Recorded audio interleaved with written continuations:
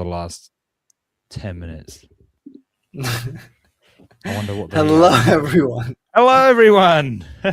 Hello, beautiful people. I could have told you. I could have told you the secret. But yeah, true. Never mind. Well, it will be anyway. Cool. So, not a super crazy week, and I'm waiting for people to show up. I don't know if something is broken because I see the destinations logos being not being loaded and showing that broken image thing, and the view count is 0. Which this is never good. true. It's good. I can see it my end. They're streaming my end. I've even got it streaming on YouTube now. So that number 1. Oh, 3. Okay. Hello. Hello. They're coming in. Yeah. Okay. Welcome everybody.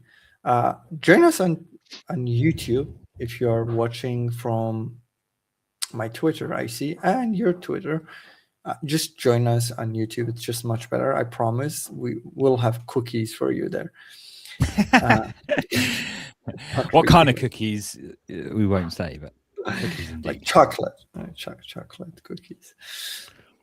I was thinking more browser, but Browser cookies. No, we live in Germany. We don't want GDPR. So something crazy happened. Not crazy, but something funny happened to me on Twitter today. I was engaging with some posts, and me and some guy were just chatting about something, semi-arguing, but chatting, whatever.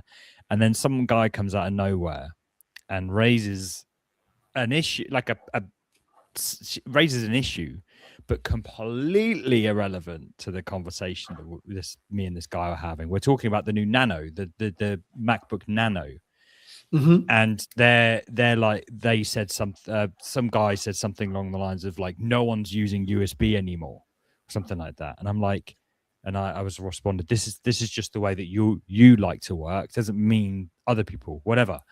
And then someone comes in with like data speeds of USB. And all I said to him was like, that's irrelevant to this conversation right now. Like it's whatever. Yeah. And then they responded to me and said, it's totally relevant, blah, blah, blah, blah, blah, blah.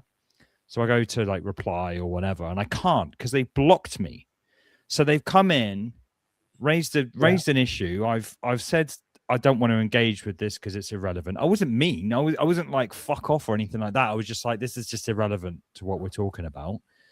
And then they just like say something quite aggressive back and then block me as if it's like running away. Yeah. God.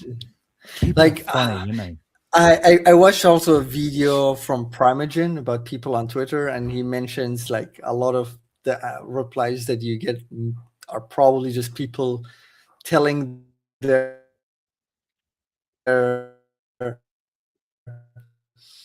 open clause to just replies. I don't know. Yeah. What you described sounds like somebody, like that would tell its bots it just be fucking annoying. But finally, you mentioned something. Let me show you something. What about this idea? A Mac Nano, not Mac Mini, Mac Nano, Mac Neo, similar to. Oh, sorry, Mac. Yeah. Okay, let's start again. What about this idea? So, how about this idea? A Mac Neo powered by A19 Pro. So this is similar to the MacBook, the new MacBook, Mac Neo, and I really like this idea, but not $399. Why not for $299? There is nothing in it. There is just a chip and the things around it. It's going to probably cost Apple $50. I don't know actually, but I think they could do it for $299. Wow. A couple of things. First of all, what if I was to tell you this already exists? Yeah. Well, not with Mac, but what you say is no, with Mac. With Mac? Okay. Before the M1 was released, they released a developer unit of a Mac Mini. They did probably 18 or 16 or something like that, an A series chip. Okay. Yeah. And then shortly afterwards, then the M1 came out, right? And that is just a rebranded A series chip. They just rebranded it from a marketing standpoint. It's the same chip that was in an iPhone, pretty much. So realistically, this is just an M1, probably more an M2, maybe an M2 Mac. But so that's that. Secondly, people have been comparing the MacBook Neo to the 12-inch laptop, but they are vastly different products. They are aimed at completely different audiences. The Mac Neo is for kids to introduce them to Macs. They don't do a lot on their whatever. Desktop arguably is geared more towards quite naturally more towards power users, because it's it needs extra juice and whatever. So I don't know. It looks nice though. It looks fun. But I feel like this can be really fun. Like you have this you could for run OpenClaw, for OpenClaw, like for some light work that you can have for offices. This could work for many offices. I feel like people might stick it to the back of a monitor, and you can have something proper for very cheap, very mass offices, because most people just buy MacBook Airs. I do think a lot of people do prefer laptops. There's a reason why the MacBook Neo exists, because the MacBook Mini, Mac Mini at one point was the gateway drug to Apple, but that was in the days where desktop computers were still quite popular. But now the laptop has just taken over now as a all in one. It's cool. I've got a MacBook Air coming on Monday, completely juiced out. I'm not going to keep it. I'm sending it back. But I'm going to run some vibe code local LLM checks on it, so I'll have a video on that coming out. Oh, that's cool. Well, this is very easy to recommend. I think it is still going to be the best to recommend, but the MacBook Neo is just like no-brainer. What is this? 50 years of thinking different. I was going to go. Apparently, someone did a research or something that it's like it looks AI written, but it's actually something that was written probably about 50 years ago or something like that. But I haven't read it yet, but I've been. Maybe we should do. Do you want to read it? Let's do it. Let's go for it. 2 M dashes, 3, 4, 5. Do you want to increase the font? Yeah, sure. Yeah, let's. No, you should read it. Read it like Johnny I with a British accent and similar 50 to years Johnny ago, in a small garage, a big idea was born. That sounds like David Attenborough. Apple was founded on the simple notion that technology should be personal, and that belief, radical at the time, changed everything. What is it talking about, though? It marks 50 years of Apple. I think they're just celebrating 50 years of Apple Watch. Services we use every day, the App Store, Apple Music. We've spent 5 decades rethinking what's possible and putting powerful tools into people's hands. Through every breakthrough, one idea has guided us, that the world has moved forward by people who think different. They're banging that drum again, aren't they? Yeah. I think they're just celebrating 50 years with a statement. Yeah. It's all about their brand and selling the idea of empowering creative and power users, because they are talking about that's because progress always begins with someone, an inventor or scientist, a student or storyteller who imagines a better way, a new idea, a different path. That spirit has guided Apple from the start, but it has never belong to us alone. It doesn't sound like AI written. To me, it is. I haven't read. I read something. It was a LinkedIn post. Here's an interesting thing that I think you'll respect, right? Because I was thinking about this today, and it has something to do with Apple, so it's slightly related. So the advert for the MacBook Neo, so it's completely on topic. Is this, the MacBook spinning round and this and that and this and that. And the person who produced the advert came forward and said it's all stop motion. And it goes back to, remember the Apple TV logo that they made with practical effects, and they have actually made it, right? Yeah.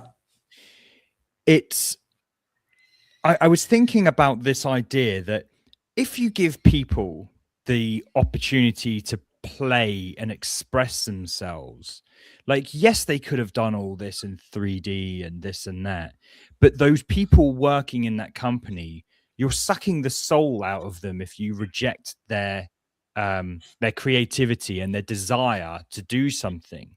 So whilst things take longer, such as stop motion, you're playing the long game with that creative by allowing them to be excited by their work. So it's a weird thing, and we'll explain this. This episode is going to go a little bit differently for those tuned in at the moment. We're going to do something, slightly different. We'll explain in a second. But the thing that I said to you, Karpathy, before the call, which is you can go the cheap, fast route, or you can make someone work a little bit harder. I mean, it doesn't quite translate, but so bear with me. But it's this idea of like you're playing the longer game. The most immediate route might not be as appealing, such as, some designer coming to you and be like, I want to film this in stop motion, and it's going to cost you all this money, set up, lighting, blah blah blah. Yeah. But you know what? You're investing in the long term, as opposed to that quick thing. And I'll just finish on this other thing, because if you watch Primogen's latest video that he just released about 6 hours ago, he actually talks about PewDiePie. And he talks about his last video that PewDiePie made about the AI agents, and that one of the biggest I want to watch it. I haven't.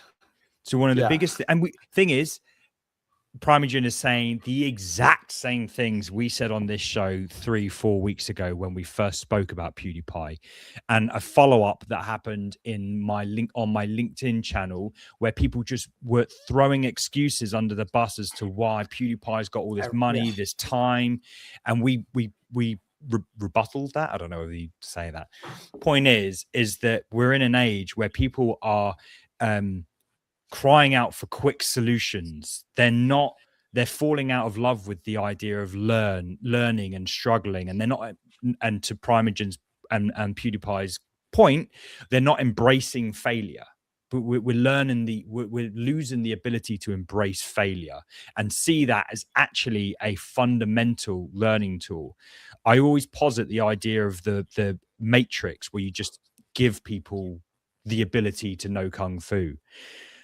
It would be really interesting if we ever invent that, whether actually it would have any effect, because the process of failure and repetitive nature might be just innately like the thing that needs to happen for us to even learn anything. We might need that. We might need failure. So anyway, that was a rant. Just to expand on that a little bit, I fully agree. And it's not just about learning a tool or something to do with work or whatever. It is about everything, literally everything you do in life. A lot of people, and you see this maybe today more than ever, they throw out words without understanding them. They use words. I'm talking about like politics. I'm not naming anyone or anything special, but people do use words that have like specific meanings, and they don't mean those, or they don't even know. They just throw it out because they heard it from someone, because they think it's cool. I don't know, but it is so much. It's full of pleasure to just sit with it and spend the time with it and learn these things, like learn the basics, like what does this word means. Like, it was a while ago, I started with this journey with a friend of mine who is studying philosophy, and like one of the interesting things that I'm still to this day, I'm like mentioning it around, is like the word reasoning. Like, a lot of people use reasoning in the field that we are in. It's everywhere. Like, any app that you use, you see thinking and you see reasoning. And what does it mean? Like, many people don't know what it actually means and where it comes from. So back to your point, it is very important to go through that pain, and also it is very enjoyable to learn these like building blocks. So no matter if you do AI or whatever, if you hit a point, it's about curiosity, right? Hit a point where you're like, this thing, just pause, this thing that I see on the screen, or this thing that I just heard, or I see, what does it actually mean? And that's where you can go deeper, that's where you can start learning. And it's what's missing. Yeah, watch Primogen's video, because he does touch on this idea that, you know, new generations are not it's not their fault at all, but they're not encountering pain enough. And I don't mean physical pain, I mean like struggle. They're not encountering struggle, and so when they encounter it, they don't know how to deal with it, and they lash out. And I think that explains a lot of people's attitudes on Twitter and whatever, because the moment they see some sort of friction, some sort of backlash, something that doesn't sit within their mental model, they lash out, they get defensive, and you know, they potentially lose out on the opportunity of learning and growing and being a better person, because it's just a short-sighted thing. But we are too much TikTok brained, and to add to that is we are too much one prompt brained. We are like expecting wonderful things with one prompt to do everything all at once. You know.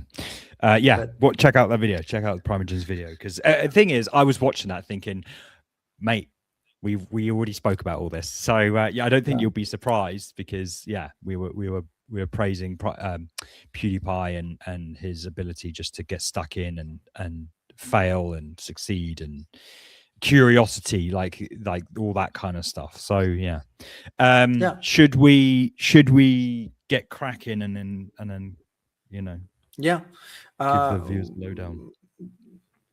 We don't need to finish this, but I just want to say to our viewers that we have, if you are interested in us reading through something, anything, this is something we discussed in the past. Maybe we can do this. I think it can be fun at times to sit through, not a marketing letter from Tim Cook, but sometimes there are interesting articles. You can learn a thing or two from it, and we could potentially introduce this in the show, to sit through those and just read them together.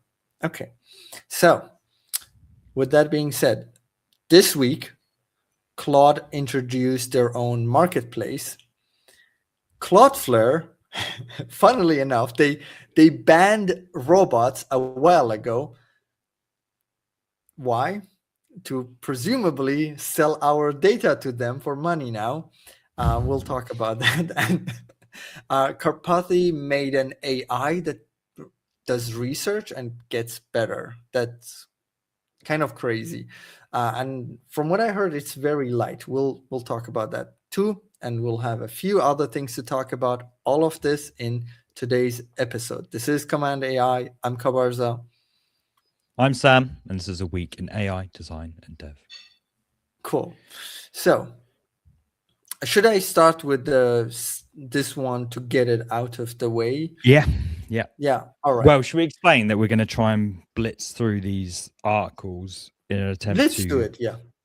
Let's do it fast. We're going to try and go through the articles not as quickly as humanly possible, but we have had an interesting conversation before the stream about those just wanting to get started with AI and how they should think about things and what tools they should reach for, and our thoughts on the matter. So it would be interesting if we could recapture a lot of what we spoke about before the show started, but we'll try. Yet to be seen. But I want to stay tuned to the end. I want to read a little bit of this. Let me actually prepare the marketing site, that the marketing page of that site as well. What's it called? Vidoso.ai or something? Give me a second. That naming, it's so confusing. What's that? We'll see about it. I'll explain. All right, so Webflow just acquired Vidoso.ai to deploy AI agents that work within your brand, not outside it. So it seems like this is a tool to generate assets such as any visual, image, text, videos at scale for your brand with AI. So we are excited to announce that Webflow has acquired Vidoso.ai, a multimodal AI asset generation startup built to help marketing teams create brand aligned visual and video content at scale. I think there is something important about that, at scale. Let me actually zoom in a little bit. This is a meaningful milestone for Webflow, and to understand why, you have to understand the problem we are obsessed with solving for our customers. The missing piece in AI-powered marketing, I don't want to go through all of this just yet. The 3 layers we're building for our customers, so the platform infrastructure layer, the marketing operating system, that's the CMS, I guess. And on top of that, where marketing teams and agents work together, building, managing, and optimizing. And I think this is the point where they are trying to do. So the way I see it, Webflow is seeing that everyone is becoming a marketer, or it's just easier than ever to become a marketer. That is, to build a tool, you don't need to be technical, right? You can build a tool, fairly. You can build something and you can launch it. And Webflow tries to become a platform where it's easy to market what you have made at scale, with content generation also at scale that will be consistent and on brand. Vidoso makes the context layer dramatically stronger. I haven't read completely through this, but frontier models are trained on the internet at large, not on your brand. So this is going to be trained on your brand. That would be interesting. How would that work? Is it going to be kind of like a model that kind of like feeding your brand to the model and not to the context? The first wave of AI gave marketing teams powerful but ungoverned generation, fast output, blind to brand system. This is interesting. I'm building a tool for our thumbnails, and I'm thinking about exactly these issues, like how can I have like brand consistency with just using Nanobana. Interesting that they are putting the money there, because this means this is like a specific AI that is good at a specific thing, instead of like going this general direction where we can see like something like Nano Banana is getting amazing at everything, everything visual. Anyway, so this is what they're trying to do. You can read the rest. I want to just show the website a little bit. Brand aligned content without prompt jujitsu. So I guess creative emails, PDFs, everything. That I can't tell if this is compelling to me, or I'm like, I'm not sure. And I'm interested to see how this would perform compared to something like the models from Google and the rest, or maybe it's using their APIs, but they have built harnesses around them. That's what I don't know. I wonder what this. I mean, what is this a tool that you log into, and then is it Canva that's built around AI? Is what I'm thinking. It is Canva for market. I mean, Canva is for marketers. This is another Canva for marketers that is made with AI. Does it produce designed assets? I'm just looking at it. Seems like, I mean, the website, to be honest, is not doing. It's really boring, doesn't it? Really commercial and justice. Just it's not amazing. And it says 2025, so we can still the company now. Yeah, I want to see if I can find any like produced assets. This is what I want to see. Oh, man, this is as boring as it can get. The dashboard is as boring as it can get. I mean, this is burning my my retina here. I want to show you something. I can't not do it. Okay. I need to show you something. I posted something. Time wise, what are you going to show us? Because I'm thinking about time. Okay, I'll just show you a post. It will take it will take 1 minute actually. If Twitter is loading, Twitter is not loading. That's not surprised. Fire all your staff and you'll be fine. No, that was a lie. I'm gonna give it a second. Yeah, something is wrong. Oh, let me switch my Wi-Fi.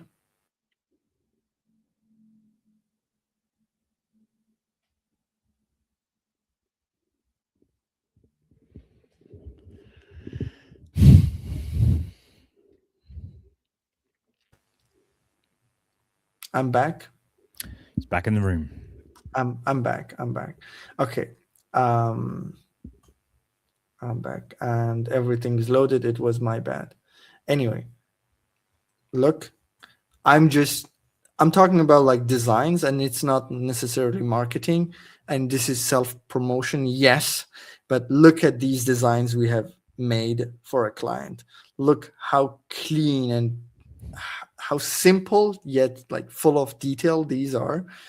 And when I see things like this and then I compare it to, I don't know, these as I'm like, how is this possible? Like a company get acquired. I know it's about their tools and stuff, but they are promoting brand assets, and their own brand assets are not really good. But maybe their AI and infrastructure is good.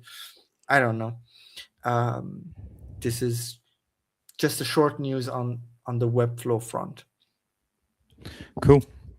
Yeah. Wild. Yeah. Shall I just run through these then?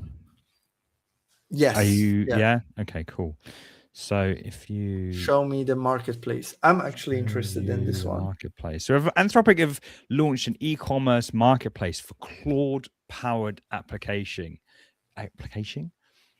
Claude-powered applications, and they've got people like Replit, Lovable, all these things already enrolled on the platform, and it's quite interesting. I still don't fully understand it, to be honest. You can apply to join the waitlist, so it's not just a free-for-all. And the language is really interesting here. Use your existing Anthropic commitment to pay for Claude-powered solutions. So what this tells me is that if you pay for Claude $100 a month, you get access to all of these platforms. But potentially, the use of Claude is through your app. So, as an example, we've got our old friend Replit here. You're not using Replit's hardware, their whatever. Your things you do on Replit just contribute to your weekly usage. I think. I don't know. It's just, this is really interesting. It's just their language. Use your existing Anthropic commitment. Who are you talking to? Are you talking to the users, or are you talking to potential partners? Do you know what I mean? I think this is talking to Replit and like partners.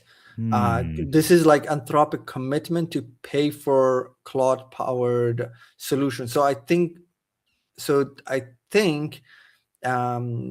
someone like someone like Replit, they are paying a huge amount of money to Claude, and maybe by joining, I don't know what is like this investment that they have to do that it would cost them less. Well, look at it, like one commitment, more options. And I sort of see it like Google Workspace a little bit. Like you get Google Docs, you get Google Sheets, all that stuff. And this is like, yeah, you pay for Claude and you get loads of third-party applications through it.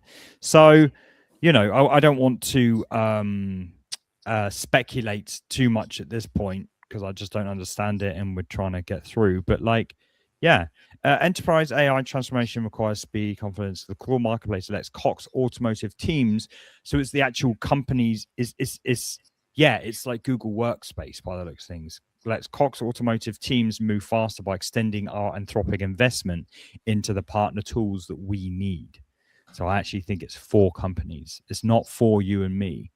It's for companies to, I hate this. Get more from your commitment. No, not get more from your subscription, not get more from the money that you're paying us. Anyway. It sounds like a marriage. Yeah. Power tools for enterprise customers. There we go. Yeah. But so there we go. Okay, man, I hate this. I had the confusion. I saw Claude Marketplace and I was like, is this for like maybe there would be templates for me to start from, you know? That's how it sounded for me. For end users to have somewhere to start from, because that's how it works with Perplexity Computer. You can clone other people. I mean, this has existed and this is just essentially open sourcing or like using GitHub, whatever. But apparently it's not that. It's Google Workplace or Workspace, whatever they call it, for apps. You know, I wonder how much it is. Can't see any pricing on it. I can't see anything like that. So yeah, but it's an interesting. I think the bigger question really here is about, you know, profitability, where Claude is placing them in terms of like becoming like the workforce's tool as opposed to ChatGPT being the normie tool. I think they're placing themselves well for success by being perceived as the AI for real work, for knowledge workers, you know. So I think it's a solidification there. Let's move on. Yeah. Meta acquires Moltbook. Let me get this up. How crazy is that? This is insane. This is insane. So Meta acquired Moltbook. Moltbook is a Reddit-like social media specifically for AI agents. Founders Matt Schlicht and Ben Parr joining Meta Superintelligence Labs to advance AI agent technologies. Do you guys remember Moltbook? I mean, it turned into a bloody cesspit for crypto scams and whatever, which begs the question, what the hell are Meta even thinking about it? And what gets me is that it was quickly found, researchers soon revealed that the vibe-coded Moltbook was not secure, meaning it was very easy for human users to pose as AIs and make posts. So the whole idea was just, you know, the idea was admirable. Like, let's just give AIs a social media. But it was so badly done that people just took advantage of it and like told their AI to post something about a religion and, you know, again, to freak people out. Yeah. You could grab tokens and pretend to be anyone you want. This does not strike confidence in the. I don't mean to sound like cruel, but this does not strike confidence in Matt Schlitz and Ben Parr's. Like, where is their skill? If they can't build, are they hired as designers? It was vibe coded, right? From what I understand, it was vibe coded, and you said it, but just to make sure people understand, like I could post as like, me, as you, as Andrew Karpathy. That's insane. Like this is almost as bad as it gets. Like it doesn't get too much worse than this. So what are Meta buying? What have Meta bought? Yeah, have you seen the tinfoil? Right? Yeah, the tinfoil video from Primeagen. We don't know why they bought it, but I think there is a point about how they make money, how Facebook makes money, Meta. They make money by selling ads. And maybe there is something about the content posted there already, and maybe there are still bots and people posting there, and maybe they want to see it as a experiment and research to potentially sell ads to AI agents. So you tell your AI agent to do shopping for you, and it's not just scamming you, maybe convincing them. So I don't know. I think there is like interesting things about it as a social experiment, but it is a very surprising thing that a company like it makes me sick bought it. To think how much. Well, I don't think they bought Moltbook. I think they've acqui-hired the two people. Okay. Right. It was poorly executed. It was an interesting idea, but not necessarily groundbreaking. I mean, Andre Karpathy was like, "This is AGI," so that was quite crazy. It wasn't executed well. Like, what are Meta paying? Probably $250,000 a year for these two people. I don't know. I mean, I've looked at their profile pictures. They just look like a couple of dudes. Do you know what I mean? Anyway, let's move on. So we by the way, if you've just joined us, we're trying to steam through for a bit of a plus there's actually quite a lot today. So we're trying to steam through in aid of a more conversation piece at the end. So if you do have any more questions, thoughts, or whatever, leave it in the comments and we can linger on a topic a little bit longer. But for what it's worth, we're just trying to get to the end. But before you go to the next one, am I laggy to you? You were just now, but that was before you swapped your Wi-Fi. Yeah, no, laggy. I think I still am, because I don't know. I'm using Chrome. Not Chrome. I'm using Arc again. Not like last week. So I have a technical issue. I don't know how to solve this. Well, you sound good, and that's the most important thing. So okay, that's good. Okay. So Claude code review. Anthropic introduced Claude code review, or just code review, I think, for Claude Code, a multi-agent system that dispatches a team of agents for every pull request to catch bugs that humans miss. So it's in a research preview for Team and Enterprise. And it's an interesting one because we've got a bunch of code review tools. We've got CodeRabbit, you've got Greptile, you've got Augment. I did a review on these. Someone else released something recently as well, which is a good alternative. Either way, this is a code review that will just fling into every pull request and just give it a review. Now, it's quite expensive. I don't think I've got anything highlighted on this thing. Here we go. Reviews are billed on token uses and generally average $15 to $25, scaling with PR size and complexity. So, I mean, obviously this is not aimed at you or me. I would definitely point you in the direction of CodeRabbit, $20 a month, and it's seemingly unlimited reviews. But the fact that it's in beta review for Team and Enterprise, again, makes me think that this is something, for those types of people. So go on. Yeah, what is the difference between this? So code review, essentially you would do / code review and it reviews PRs, so it's bound to, you'd link it to your GitHub or your GitLab or whatever. So it's bound to PRs, and it will come in and just leave review comments on what the final code is. So what is the difference between that, not just in terms of functionality, but in terms of the results that you would get at the end, between that and just prompting your AI saying like, how good is my code? Good question. So I think the biggest difference is this agent team aspect. There's going to be a flood of different agents that are communicating with each other that assess the code in a fresh set of context. And that's kind of it, really. I would assume that there's a level of different architects, different instructions. Like one is going to be focused on security. It's just a more meticulous process.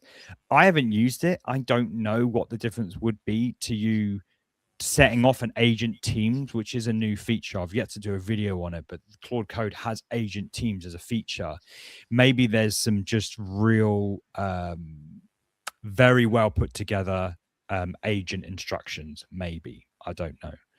So yeah, it's arguable, but I did do a video, and I didn't know at the time actually, but I did a video on this thing called backgroundagents.com. And this is when you were off partying for your birthday.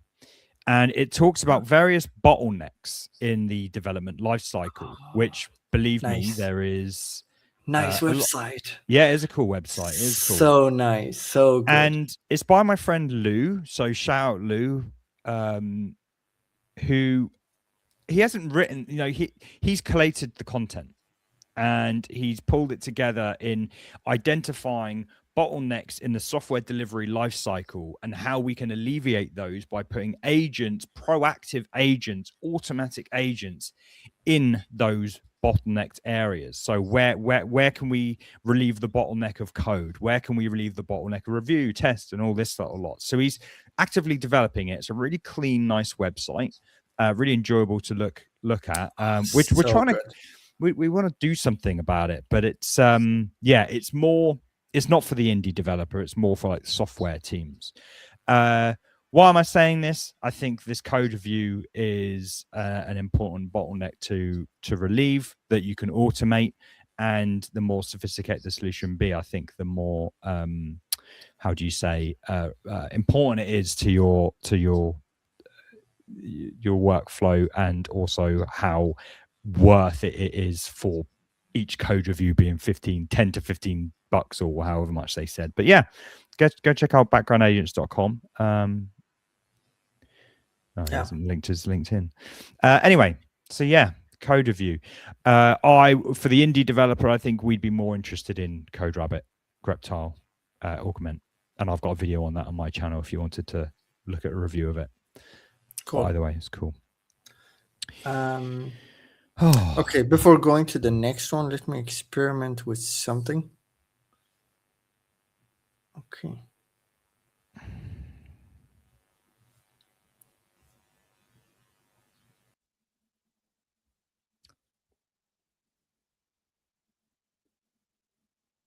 He's gone. He's gone. I think he's messing around with his internet. If it's me and he's hearing me funny, let us know.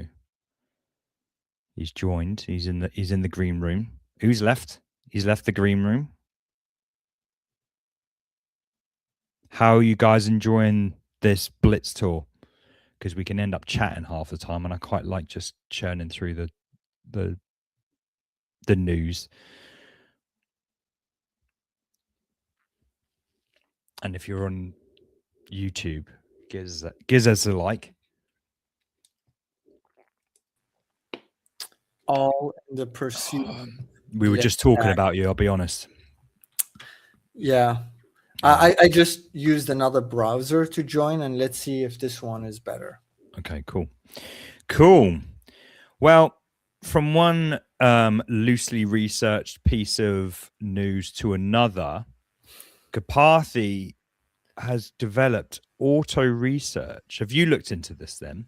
I saw a few tweets about it. Is it an AI that researches and gets better? Kind of. So Karpathy is, I never know if it's Karpathy or Karpathy. I'm sure I researched it and it said Karpathy, but it's spelt Karpathy. So sorry, Andre. Let us know. Give us a text. Let us know how to say your name. Yeah. Andre Karpathy released Auto Research, a project where AI agents autonomously experiment on a single GPU LM training setup overnight, modifying code, running 5-minute training experiments, and iterating towards better models. So this is what confused me. Is it training or is it research for better models? So I released this GitHub repo, which you can download it yourself. The the idea: give an AI agent a small but real LLM training setup and let it experiment autonomously overnight. It modifies the code, trains for 5 minutes, and checks if the result is improved. So it's slightly outside of my wheelhouse, really, on the understanding of all of this. But if I revert or resort to my notes here, AI agents can run 100 experiments whilst you sleep, so 12 per hour. And you program MD, which I'm guessing is like its base instructions, which I think I read that you've got to keep quite light. The agent modifies train.py, which is the Python file. So there's a fixed 5-minute time budget per experiment, and it can run on a single GPU, single file, single metric. So, and it's based on NanoChat. So let me open up NanoChat and see if there's more clarity there. Because Karpathy is a smart dude, and I often find he over-explains things because he's... Oh, so he made NanoChat as well. So NanoChat walked so auto-research can run.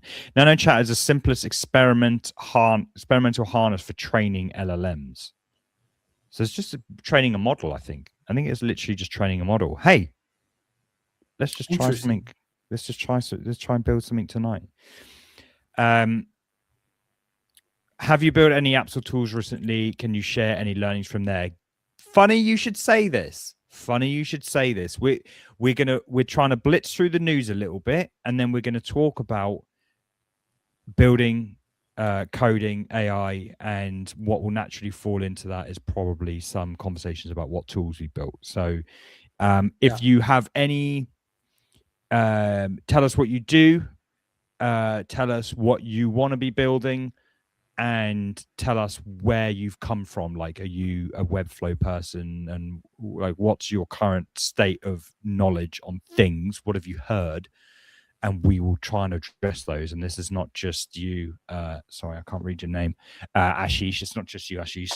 Our dear listeners, let us know in the comments, and we'll address it at the end.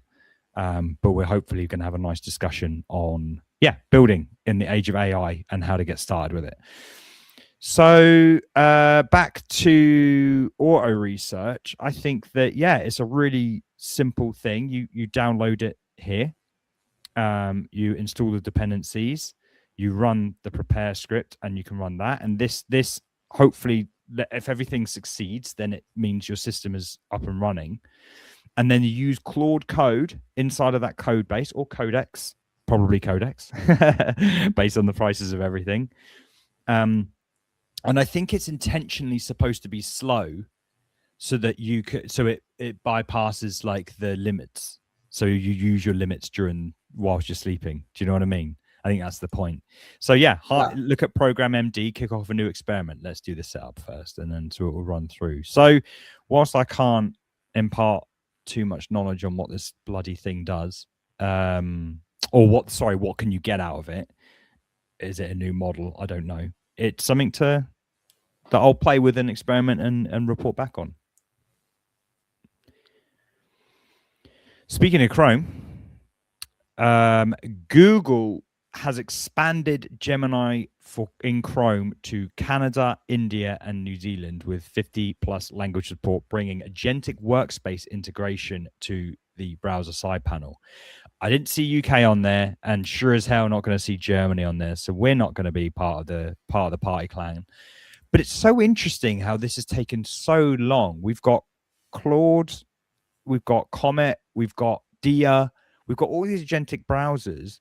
Google seem to normally be the people who are just like throwing everything at the wall and seeing what sticks. Yet they've been so slow to agentic browsing, and I really, really wonder why. It can read up to the context of 10 open tabs, has deep integration with Calendar, Docs, Drive, Map, Search, and YouTube and things like that, which we didn't cover it. And I wish we kind of did. The Google Workspace CLI has got a lot of attention this week. I think we could have had a viral video on our hands if we had done that and edited it, but we didn't, because we thought this is a little bit boring. Are people going to be interested in this? Yeah. And everyone's this talking happens. about We are covering 10 news every week. So yeah. this happens. Anyway, so you can compose Gmail, although I won't open it right now. I did actually use Gemini inside of Gmail because I was using Comet to like tell me about what the update is on a big, long conversation. But then I was like, oh, it's got a Gemini button. So I clicked that and asked it the same questions. It's actually pretty good. So it is still integrated within the apps, but I think this is a broader one that sits outside the app. So you've got Nano Banana 2 in it as well. Yeah, it's slowly rolling out bit by bit, and you know, might be a really solid solution when it does eventually come out, considering it's taken so bloody long. So yeah, Gemini for Google Chrome, slowly but surely. Cloudflare. That one was the memes.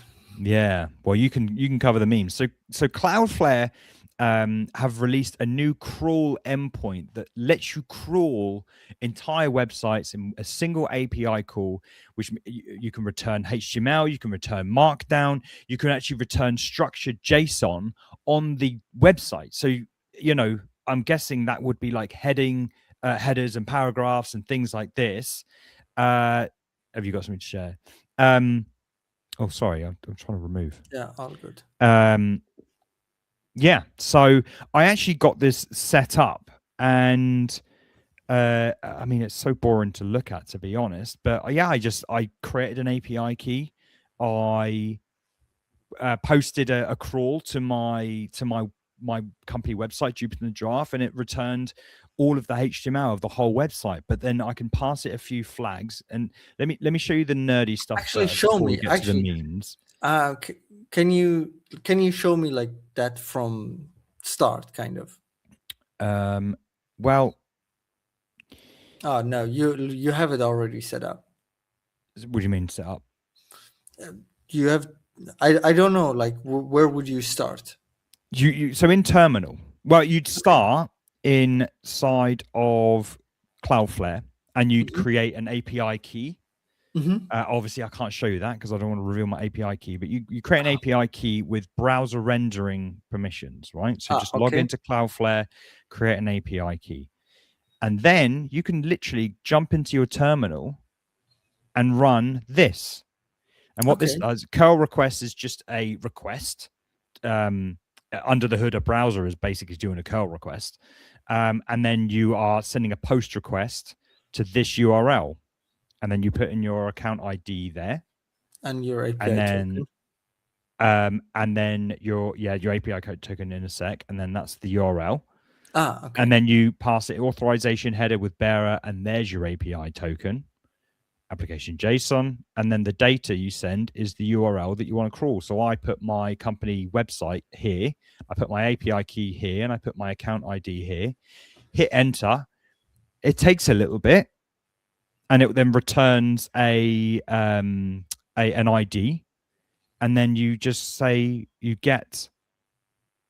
put that job ID that you get back there, you put your account ID there, and you put your API key token there, and that just dumps you a shit ton of HTML in your terminals, all in your terminal. But then you start to pass it some particular bits of data, such as where have we got here? JSON options.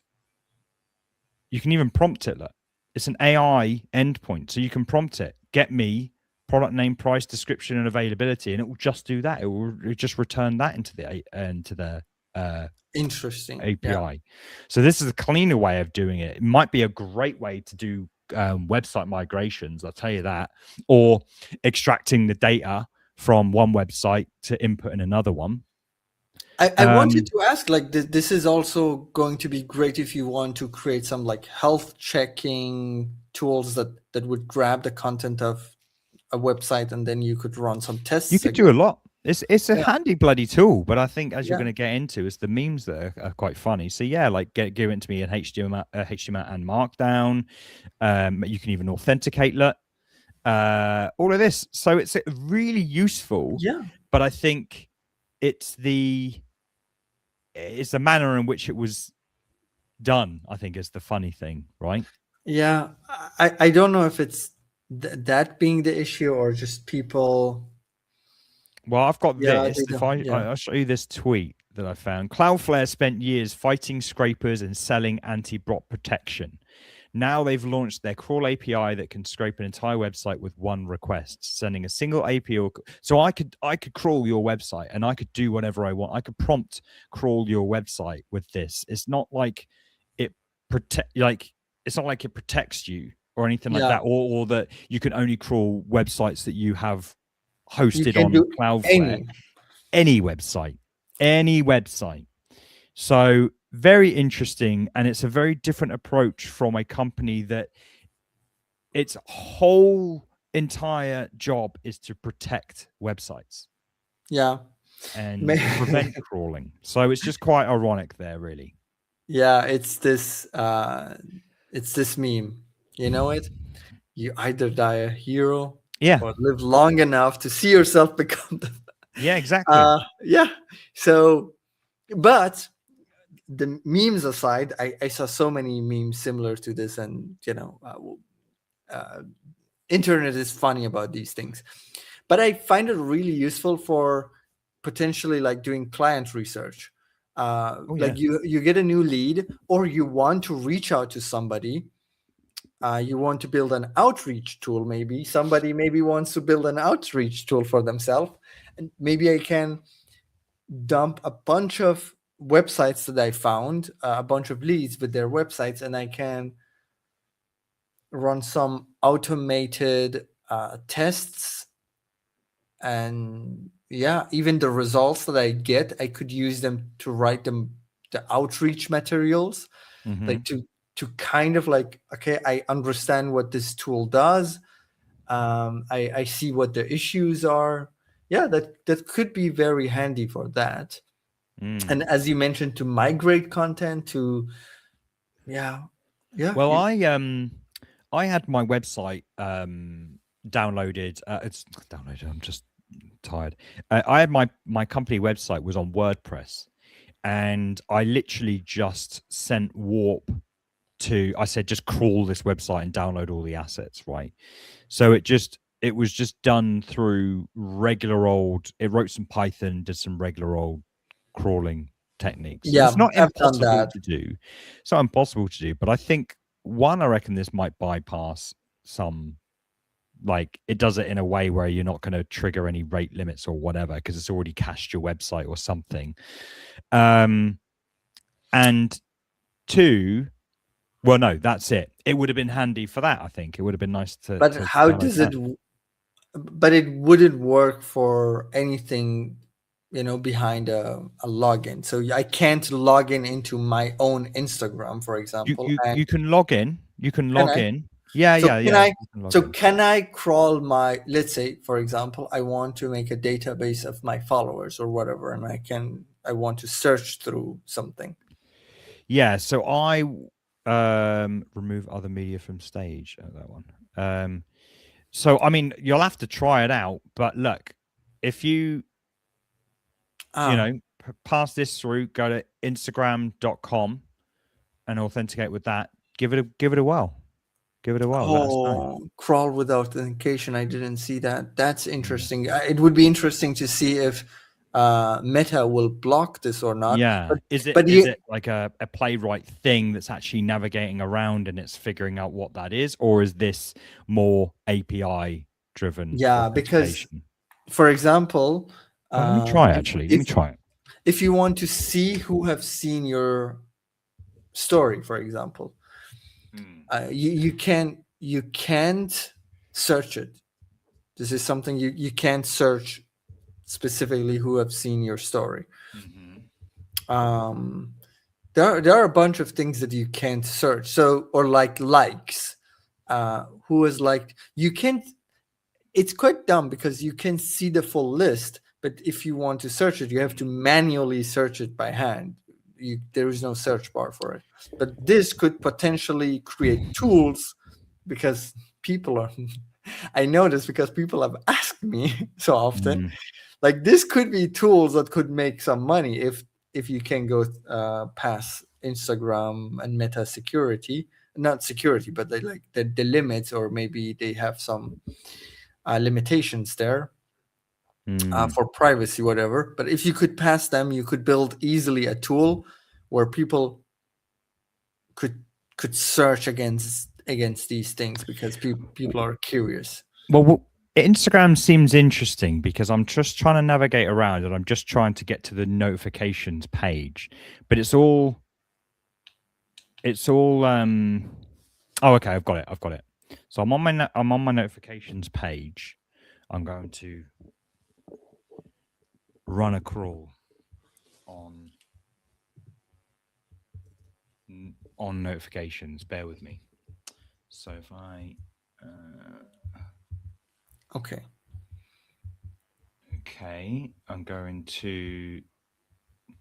Yeah, but the thing is, I don't think it will work because you first need to crawl the website, and I can't just put in Instagram notifications. Like I can't. Yeah, it's like I need to look into it. Like post. Oh no. This is good. Yeah, so I crawl notifications, but I'm going to give it a. Yeah. Okay. Cool. I think we've got it.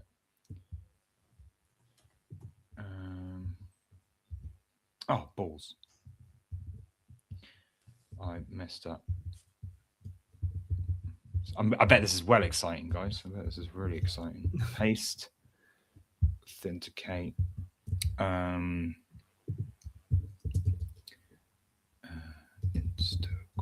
Let's go.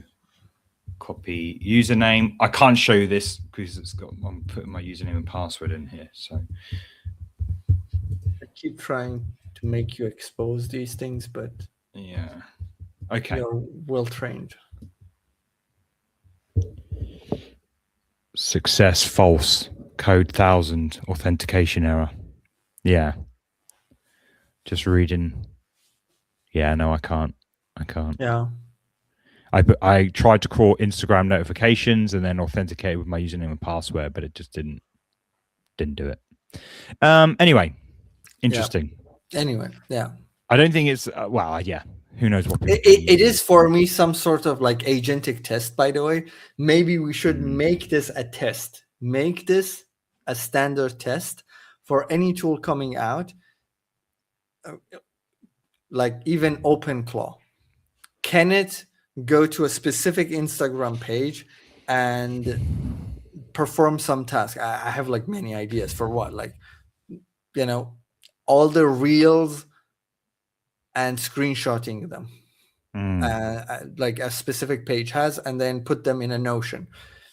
Yeah. I haven't managed to do this with my OpenClaw reliably. It can do all the pieces and bits, but it can't do it reliably, even though it has its own Instagram account, my OpenClaw. But yeah, interesting. Anyway. But this should be a test. We should make a test. Like these companies say, our agent can do computer use and this and that, but like, can it do some research that I need a human to do it today? Can it do it? Because what I said, it's not, by the way, it's not for spying on people. It's for like brands with the content that they have and the views that they get and the likes, and you could grab so much content from so much data from that. But maybe the old coding with Python and scraping the data is the way. The old school way. Yeah. Anyway, yeah, that's that. Let's move on to visualizations. We've got a double whammy here from ChatGPT and Anthropic, both offering quite similar features, but not quite. But I bundled them into one anyway, because why not? But OpenAI have launched a dynamic visual explanations in ChatGPT, letting users interact with formulas and variables in real time for 70 plus math and science topics. So this is I didn't realize I was sharing my screen. New ways to learn maths in math and science in ChatGPT. So you basically have these little, I don't know if that's moving too fast for you, but you have these things that you can slide around and help visualize stuff. I was going to give it a go in ChatGPT, but I think you get the picture, to be honest. But how can we be sure that these are correct? Because there must be some tools built in, because we know that LLMs cannot do math, if you didn't know. So I reckon because they've been so specific on the number of, topics, 70 plus, that a lot of these are potentially hard coded in. Yeah, there are tools, like tool calls that these LLMs have, and this is potentially something like, hey, if it's this specific law in physics or chemistry or whatever, here's the formula for it, and there is like a calculator that can do the actual calculation, because LLMs can't calculate.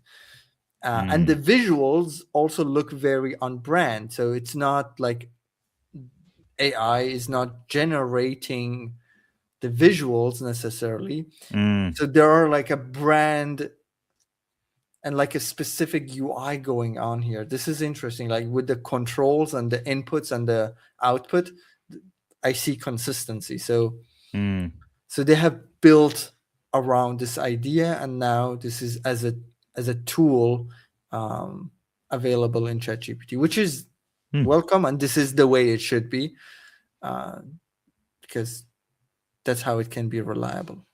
Becoming more of a learning tool as well. So in the same breath, Claude have also introduced, you can see this, but they're just less interactive, more well, I guess interactive, but like more just, I guess, canvas like and whatever. So they're also pushing, exactly, showing and not telling. So yeah, similar sort of thing, but pushing people to learn. I think this is another reason why people get so confused with AI, because it's like, well, it can seemingly do everything. I don't know where to start. Not that it's a problem. It's like you get stuck in instead of like being paralyzed by the what do they call it? The paradox of choice. Just get stuck in and see what it can do for you. But yeah, quite cool. Where are we? Okay, this is the big one from the stream, and then we can get chatting now. So have you seen Magic Layers from Canva? No, not. I'm not sure. Probably not. Yeah. So Canva have launched Magic Layers, a new AI feature that transforms flat AI-generated images into fully editable layered designs, analyzing structure, separating objects, and restoring editable text, and maintaining element relationships.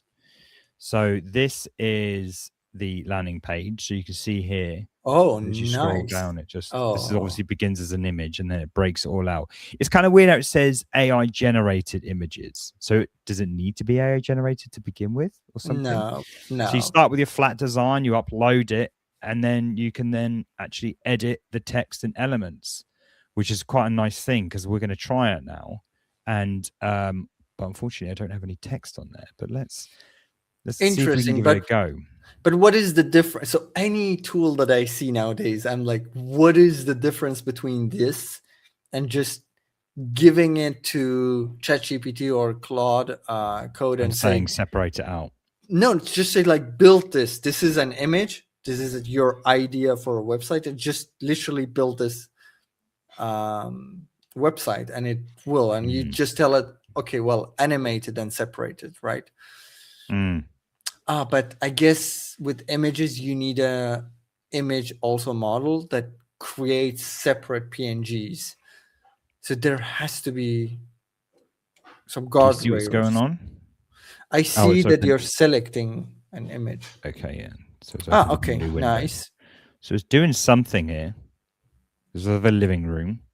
Yeah. Hopefully it's going to separate the couch and whatever. I've got no text because I wanted to try that like editable text thing.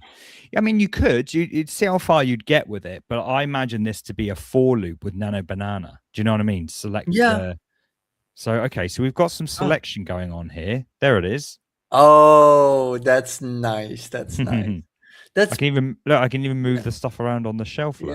Yeah. That's That's well put together. Okay, so this is actually really nice because Yeah. this is for a job that I'm doing right now, and the client often wants to like add stuff around because they might say, "Oh, look, we don't want the laptop there anymore." Cool. Okay, all right, we remove so the can you laptop. move the TV again, please?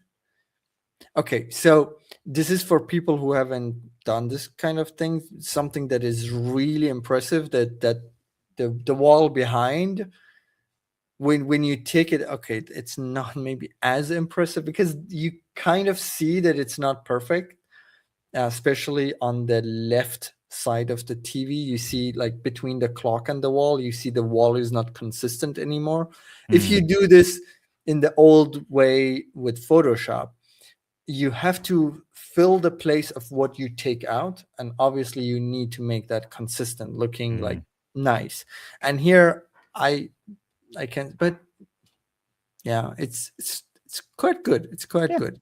I mean, it's Canva, isn't it? It's just turning it. I mean, it already is, like, but let's be clear. But it's definitely an all-in-one tool. In my latest video, which is coming out hopefully this week, you and I discussed it. You suggested Canva as a website developer, and you know, it's a lot of people like it, and it's not that expensive either. So it converts PNG, JPEG images into multi-layered editable designs with one click, as you just saw.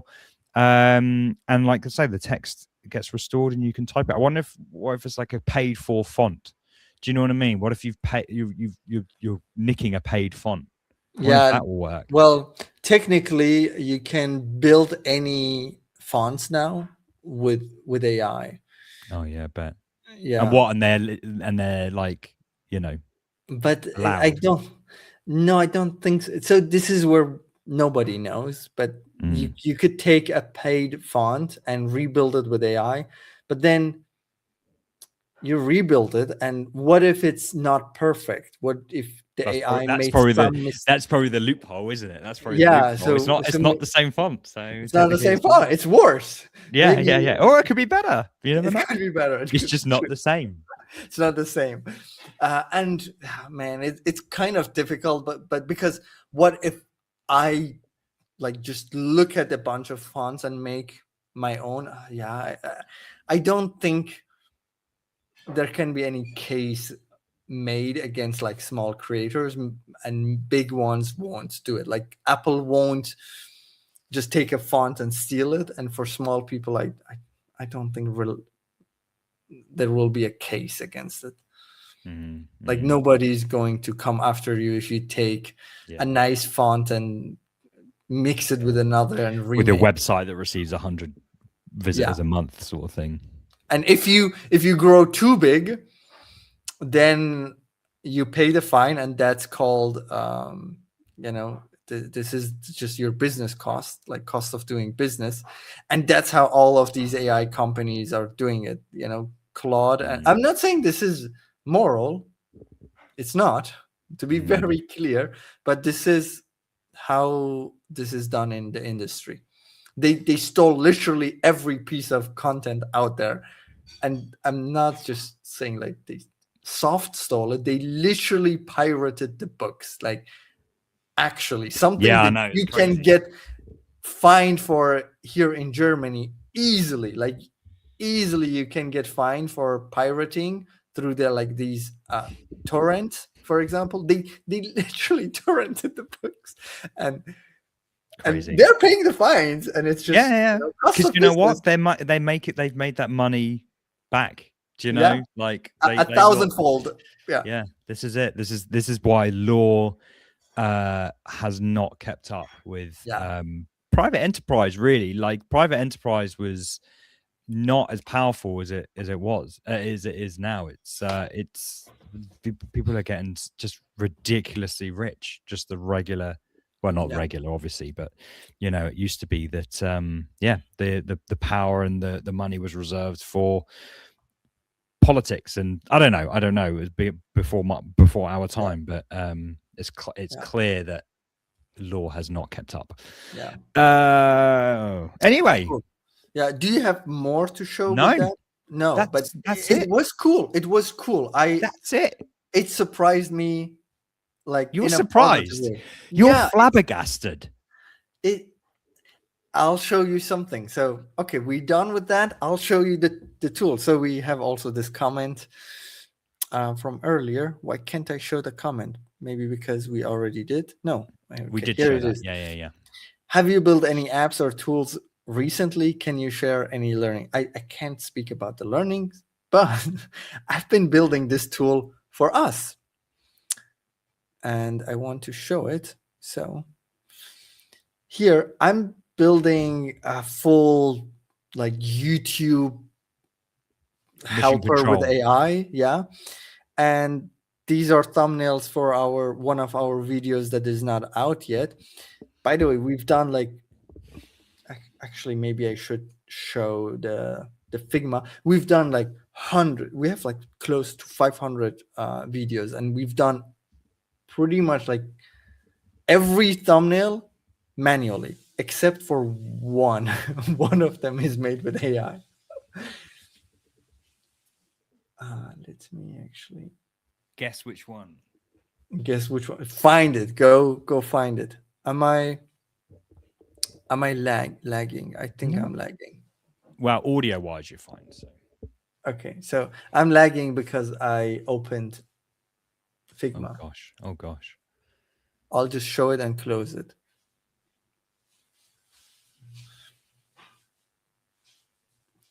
Yeah, this is the amount of like thumbnail building we've been doing. So it's quite a lot. It's a lot. Now let me close this. So this tool, I know the UI is bad. I've been building other things, mostly functionality, and I migrated the UI. So I know there are like inconsistency here, and this banner top is bad, and this thing here not really good. That, yeah, I know these. I'm fixing them, but the whole point is here. For example, I'm giving like a source image. This is like a screenshot, and then another source image. This is like an example thumbnail, and it's making, it's making some of, you see, like it's taking your image and putting it there. Not all of them are good, but that's kind of like where I'm in So the you're middle choosing of the image. You're choosing which screenshot. It's not taking that from a no, it's video or not fully something. automated. So this is just like, instead of using any of these, what's it called, the one that I subscribe to, the mock-up one, graphics. No, which I still can't Higgsfield. log into, by the way. Yeah. Oh, that's crazy. Higgsfield. So like, instead of like going to Higgsfield or like Midjourney, I built my own, Midjourney with, the API from Google. And the whole point of this is the workflow is the way I want. So here we have packaging. Here I drop the transcript of a video, which I'm building some more tools that can grab the transcript automatically. But now I'm just copying the transcript, pasting it here, sending it to AI. It sends it to our next tab, which is an AI chat. This is a full-on AI chat with projects, with, again, the UI partially is broken, but partially is also really nice. I mean, look at this chat search, nice interaction. I was very specific about the prompt, and it turned out really good. So now I have all of this. And what's specific about this is like these like copy buttons. You see how I have these? All of this is under my control here with the packaging builder. So I can, let me just slow down and just simply say, this is a visual way of me making a prompt. This is just a visual prompt builder. Why a visual one? Because instead of typing, I can just click a few things and change how the prompt is set up. Then we send it to AI. Then the AI takes it. And then here I can have my own way of, copy pasting. It's making it much easier for me. So the formatting essentially. And obviously I can see the cost and a few things here and there. And I have a canvas to work in, and we'll explain that. And then now I have the image.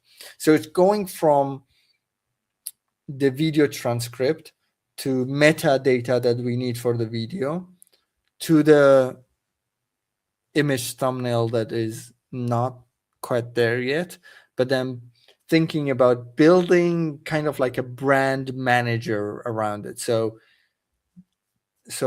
you would have photos that you always have your disposal that you can add, and you can just like drag and drop things. And then I want to bring this canvas to the mix, so I can explain here with just like drawing where you would be. This is like the person, and this is the 2 lines of text. And then this becomes the context for the model to create the thumbnails based on. So this is the answer to that question. What I've been building has been this. And my biggest learning has been that AI is giving me superpower, but it's not making me much faster. Like, I think the amount of time that it's taking me to build this would roughly take for a senior developer to build this. It's maybe a senior developer with AI would be faster, but I'm just not seeing myself to be extremely fast. I add a bunch of features, but there is a lot of time in refining the UX and the things that I want to do and the details, and let's not talk about the broken UI, which also needs another pass to go through. Yeah, I think that's the perfect use case for the Figma MCP. Like, fine-tuned design is it's not something you can really get done with AI. Same with dev. Fine-tuned dev is very hard with AI. Once you start really fine-tuning and being very explicit with things, starts to fall apart then. So let's talk about that. That's why I'm building a UI for a UI that builds UIs. So TweakPane is what you've probably seen. This is some UI controls that you can use to tweak something. This is similar to how Webflow has things. You have a UI to manage stuff. Like, it's much nicer because you see it at where you're working. Same goes with like TweakPane and so other tools. And Cursor added their own UI select tool and where you can change stuff. And I'm just out of fun and curiosity, I'm building on top of TweakPane this. So you see this thing that I have here. Look how fun it looks. And by the way, this is inspired by another tweet that I saw. And I've been having so much fun building this UI control. Like, look how nice and gooey and how like stretchy it is. It's just, yeah. We also have this toggle, which is, it's literally just, it could be this, but I'm adding the light to it. And I'm trying to bundle all of these UI control pieces. These are like input types, and then build them in a way that I can click on any element that I'm building. For example, just like the way Cursor does it, that I can click here and change the UI, change the focus state, the active state, and a bunch of things like this. And then in the return, I get a JSON that I can give to my Claude and say, hey, the current thing is this, the new one is this, change it. So it goes in and changes it in the right place, hopefully. I mean, it's a prompt. We know how it works. So a UI to modify the UI, but for now I'm just having a little bit fun with making these just nice. And I don't know. I'm a designer at heart, so I'm playing with that. Nice. I think the I've been working on some client projects, and I think the speed obviously depends on the actual project itself, but I think the speed at which I'm doing things is just crazy. And like the client, I think it's their first introduction to what it's like to have someone work with AI. And what I'm finding difficult is not to do with the actual development of it. It's going amazing. Is the consideration on the price of things. And I'm torn between, well, I'm shooting myself in the foot by doing 2 weeks worth of work in an hour. So what's it's the mental kind of gymnastics I'm playing with myself on. How do I charge? Do I double my rate? Do you know what I mean? So it's that kind of stuff that's I'm contending with at the moment. Yeah, but just to correct myself, I didn't mean like the speed is not faster in that way. I mean, for completing a product, when it comes to building like the whole thing, I think this, and we see this in studies as well, but I think for building like a prototype or an MVP, the speed is like 100x, 1000x in cases. But yeah, I agree. So you should double your rate. You should triple your rate. That's what I was thinking. That's what I was thinking. Which especially is annoying because it's a scary number. It's a really scary number if I was to do that. Well, you can say it like this. Hey, I will build you this prototype that you want. I will build you that within a week, or depends on, their timeline. If they want it in 2 days, you say you build it within 2 days, and it's going to cost X amount. And I've seen, what you do. So I'm sure like not many people can do that. So if they want the time, and it's going to be a win for them. Oh yeah. Yeah. Something that would take like month to build, now you can do it all in a week or even less. That's a win for them. The only thing I've built for myself recently is more of a fun thing, and I took it through a friend the other night. Is I've got this app that I built in Replit, and it essentially allows me to upload recipes that I have cooked and that I like, that I know that I like. Okay. In theory, you could use it as a recipe store, but that's not really the point. The point is like, I want to be able to choose from a bunch of recipes that I know that I like. And I scan them. I take a photo of the recipe thing, or I can upload, if I've taken a screenshot or whatever, scan it, and it puts it into my database. And then I can, that's what page you just saw now. I can tell it like, oh, I've got garlic, I've got chopped tomatoes, I've got peppers, I've got butternut squash, all of these ingredients from the recipes that I've uploaded to you. What can I cook tonight? What's a bunch of recipes that I can cook tonight? And it will tell me. It might tell me what I might need because it's a close match but not exact match. So it's quite handy from that perspective.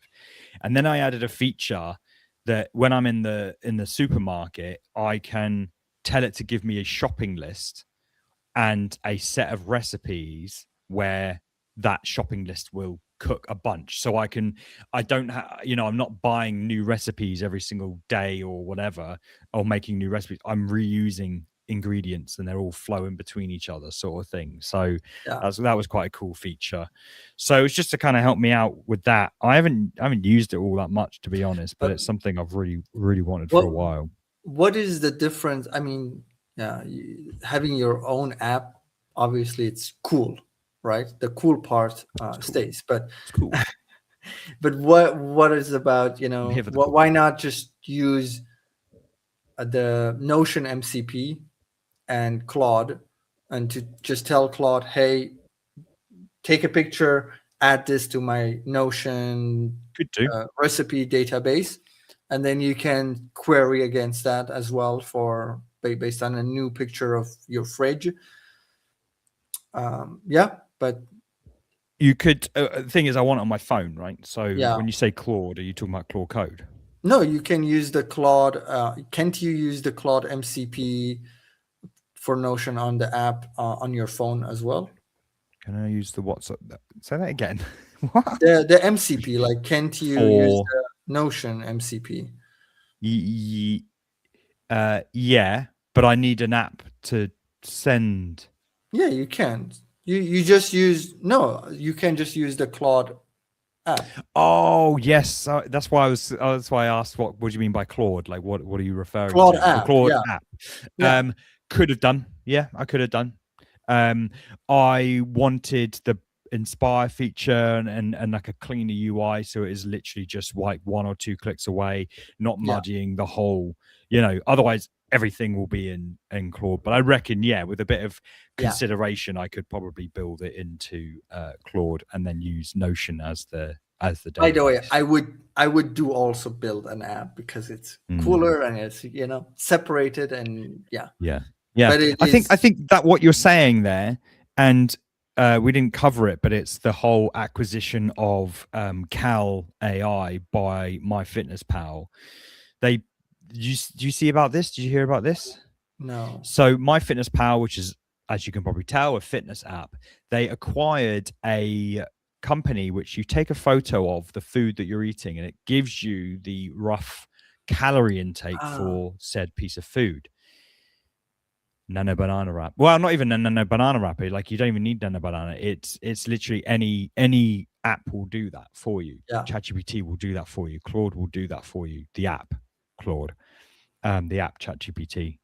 Yet they acquired them for something like 3 million, or I don't know, something crazy, a lot of money. And it's like a tool that you could vibe code in like 4 hours. Like, it's nothing. Literally, absolutely nothing. Crazy how we feel so empowered. But if you don't know how to vibe code it, it's a system that you could set up with 0 time, right? Yeah. It's literally something you can do within the app. I think that's a great way to prototype things, is to see what you can achieve in that. And this is a good conversation because it's like, I spoke to a guy who does wrestling, who monitors wrestling and stuff like that, and he has all of this data inside of Notion, and he was able to pull all of that data and show it in graphs and things like this. I've never done that with Notion, but he managed to do it, to visualize all of that data and to control it, search it, whatever.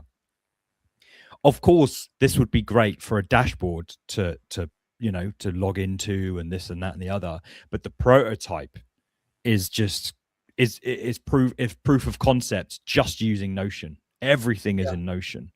So and it also reminds me of the conversation that I'm continuing to have to this day on my LinkedIn about designers who are with the whole Figma MCP thing, who are like, you're just going to have to design it again anyway. And I'm trying to say to them, like, design it is not first anymore. It doesn't need to be first anymore, if at all.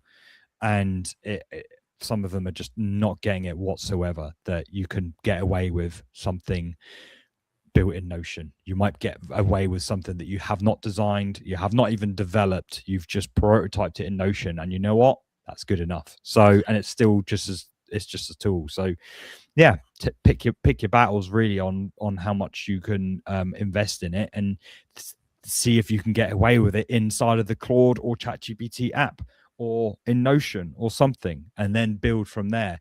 Prove the concept works first before committing to any real work, unless of course you're just having fun, which is what I did. Yeah, I can relate to that. Like, I'm building like 20 apps. The other day, my brother came by and we were in the garden having some tea, and he's into like styling, like with clothes, like fashion, and stuff. Yeah, with fashion. So he was like, what can you do with your AIs? I was like, okay, so what do you want to do with fashion? And he was like, what if I what if I have an Instagram account and show fashion? I was like, you know what, you could, if given you have the API, of course, the money for the API, you could make 1,000 piece of content, like 1,000 images and videos per day, not buying any fashion piece. You would, get the clothing from these like clothing companies.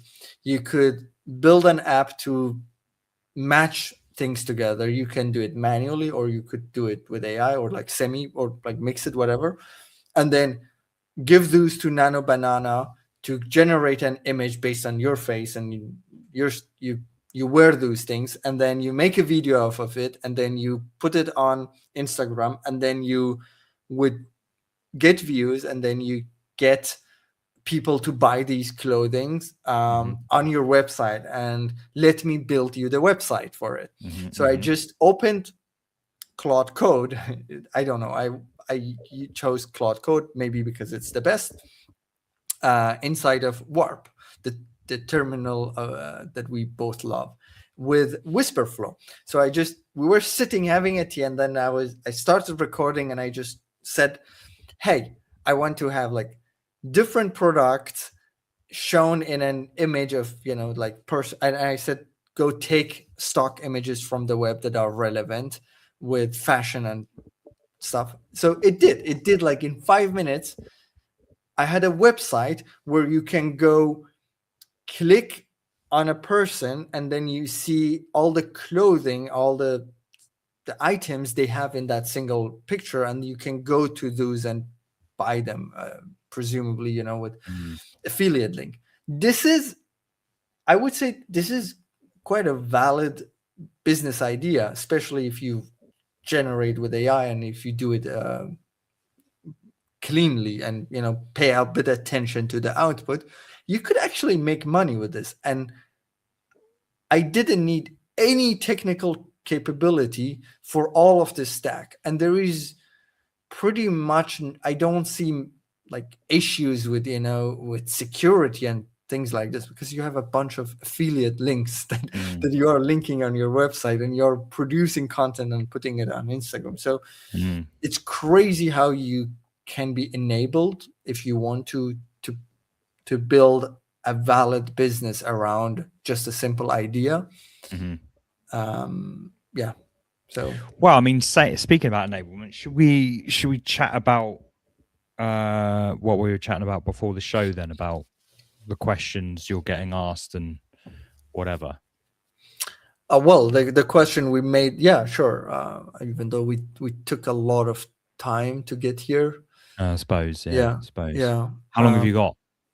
Not long, preferably. Okay, well, maybe we can just summarize then. So you were given the question of like where to start, right? Yeah. I see this all the time, by the way. This is not new today. Back in the day when I was showcasing a dumb thing I was building in Webflow, people would ask, where should I start? And I see this so much. Like, should I start with Java? That was the question at the time. Should I start with Python or JavaScript? Pal, just start. And today is like, should I use ChatGPT or Claude Code? Should I've heard, this does this, and Minimax, and, should I go free? Should I go paid? Lovable, Webflow, is it still good? I genuinely, I don't think like people would lose anything if they would start with any of them, but actually start and learn. When I say start, like start learning, like you experiment, you learn, and be conscious about it. That's the point. That's the conversation we had at the very start. Be conscious, be curious about learning, and just go on and just repeat it. It blows me away how many people procrastinate by like over ridiculous, silly little things. I was talking to someone who wants to get into content creation the other night, and I was saying to her, like, I mean, she's started, like, it's good that she started, but she's taken me through all of her shots that she had, and like experimentation and this and that, and it's like, this is so cool, but learn it by doing it. Like, get it out there rather than waste loads of time doing test shots or whatever. Get a video out there, watch it back at the end of it, be observant about it, and be like, oh, I quite like that, you know. Yeah. And learn by doing. You're so right. You're not going to waste any time they all contain a lot of the fundamental aspects to building stuff. I've got a video on my channel, which it's the Verdant. It's a sponsored video. It's a Verdant for the Verdant IDE, but I take you through all of the different aspects to it. But it doesn't matter whether it's Verdant, VS Code, Cursor, whatever. It's just about what pieces of that technology, and you don't need to know it all right from the beginning. You'll pick that up as you go along. The point is we're all amalgamating with what's working right now, and you're going to have everyone's just going to have their own preferences. And I love Claude Code. I really like Claude as a model. I like Claude Code as a CLI just because it gives me focus. I don't gain much at all from Codex, you know. I love that it's a bit cheaper though, so I can do a bunch of things with Codex and beyond what Claude can do. And it seems to be doing fine for me on my current project. But I wouldn't say my current project is particularly difficult. But yeah. A note on that, as I mentioned, it seems like almost free to me. Codex app. Well, go to your usage. Like, what's your usage say? It says weekly 82%, and I never get. It says 18th of March, but I mean, it's a long way away. 83%. No. I guarantee in 2 days it will say 20th of March, and then it's refilled. It seems like it says weekly, but it's refilled every day or every other day, because I never have managed in the past 3 weeks of working with it to get it below 70%. And this is like genuinely the amount that I'm building with. Like, these are all different projects that I'm actively either researching or building. Right now, this has been going on. Maybe there is a bug or something here, because this has been going on for hours. But I did something different here, which was giving the description to Chat PRD. This is, I don't know. Have you ever run into any limits whatsoever? No. No. Because on my first day of using Codex, I ran into my limits very quickly, and I had 4 agents going off and I was doing a bunch of work. However, this was me using the CLI, and I have no evidence of this. It was literally something I saw, but it was a message inside of Codex that said, use Codex app for double limits. Yeah, let me show you. So I started to use Codex for that very reason. Have you ever used Codex as CLI? Because you might see that message. In fact, I might see that message. I haven't even opened it for a while. Look, I have it actually. I just didn't want to show my other chats. You see, I still use Warp. I love Warp. And if we go to Codex, it says actually updated. Okay, let's update it. But it does say what you just said. Oh, okay. So it's just yeah. So let's. So is yours loading? Have you got it on your screen? Yeah. I don't know how, but I have not got Codex installed. No, it doesn't say it right now.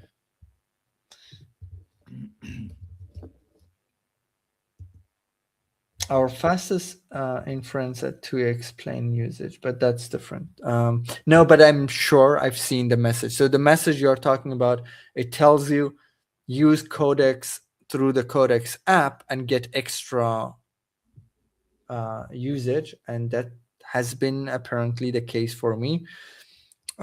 This one that I said it's probably stuck has been, you see, it started 2 hours ago and it's still been going. So maybe I will send something like continue or stop it. What would you do, by the way? It's stuck. So this was a I would just say continue. Or I'd say, what's the status? While it's running? Yeah, but I would steer it. So press Command and Enter, which steers it. that's my question. I don't know if that's something in the settings. No. Just hover over the enter button and it'll show you. No. Look, okay. Follow-up behavior. I have it by default on steer. Oh, nice. That's cool. I didn't know that. I changed that. Yeah. Oh. So. Yeah, it just says I got the same message as you, which is trying to sell me fast mode. Either way, I think we're getting increased usage just from using that app because I want people to use the app and get hooked on it. So, and then I saw Sam Altman's message to say we're extending the trial for free users or something, which I can imagine extends onto pro users and this, but I can only speculate. But yeah, you'll definitely get more out of it. But saying all of that, you know, you've got the CLI, which is in the terminal. You might prefer that. You've got the app here, which has been praised a lot for the organization and clarity of using it. It is a bit nicer to look at. Yeah. You know, Codex is a lot better now, but you'll be looking at code.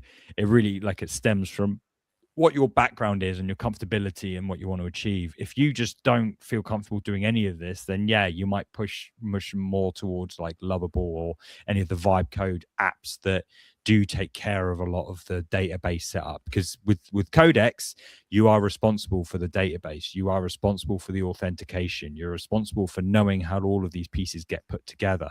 Whereas the harnesses like Lovable, they probably have some sort of system prompt or some sort of boilerplate code. Like all Replit projects look the same, so I'm sure all projects start with a boilerplate folder structure and tool and technologies already installed that then the agent is put to work on, which is why probably gets a good result. So yeah, you're definitely required to know a bit about technology and how it all fits together if you're going to go down the Codex route.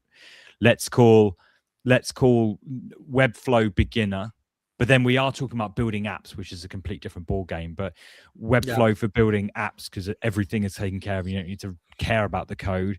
Replit, Lovable is like medium, and then Codex is like expert.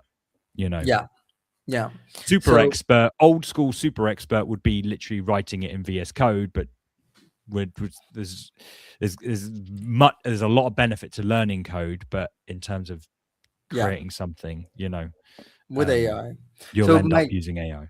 My today's workflow that might change tomorrow is going to ChatGPT. I haven't used it too much, but the 2 instances of use has been really good. So I'm going to continue using ChatGPT. You could do this also with ChatGPT. ChatGPT just has maybe the system prompt. Maybe it is just a system prompt, but at the end of the day, the idea goes to ChatGPT. There I get a complete prompt. Then I paste that into Codex app, because the UI is nice and because it seems like I have unlimited tokens.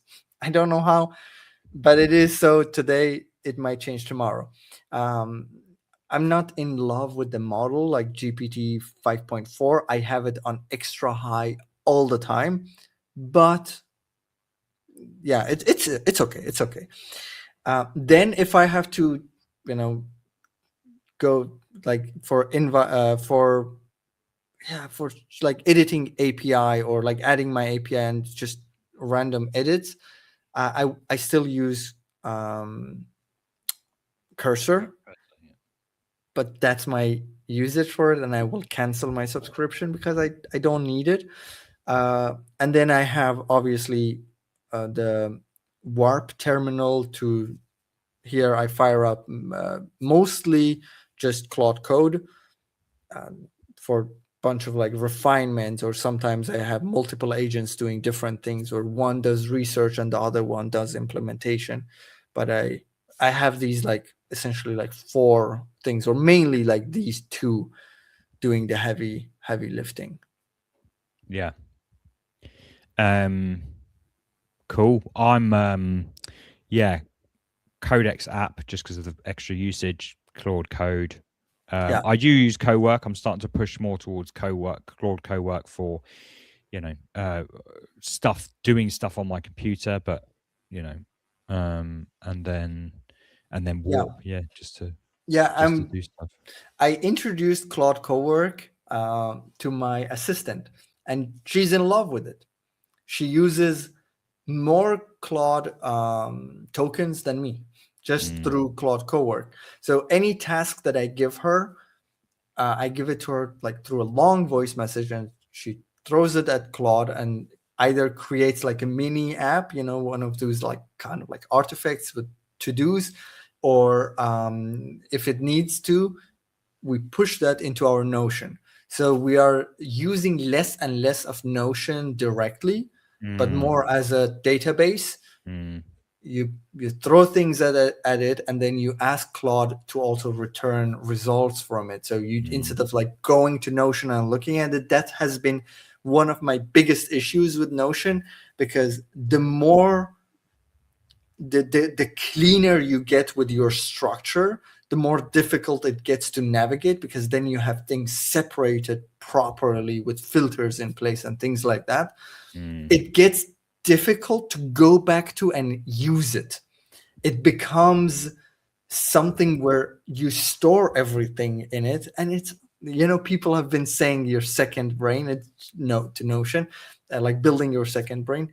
It has become very difficult to retrieve content from it, and with Claude, it's just like, or in general with MCPs or API, however you do it, it's just so easy. Just add these tasks, or what are the tasks about this, and a bunch of these have context there, so it can also write that email. It can do that research in Claude Cowork. So and there's a lot of chatter at the moment about Obsidian, and all that is just a local database made up of markdown files, and the issue is that's great if you're completely on your own and you're just building this second brain or some organization and skill. That's great if you're on your own, but it's the moment you need to share that with a team, or you need to share access or have a common source of truth.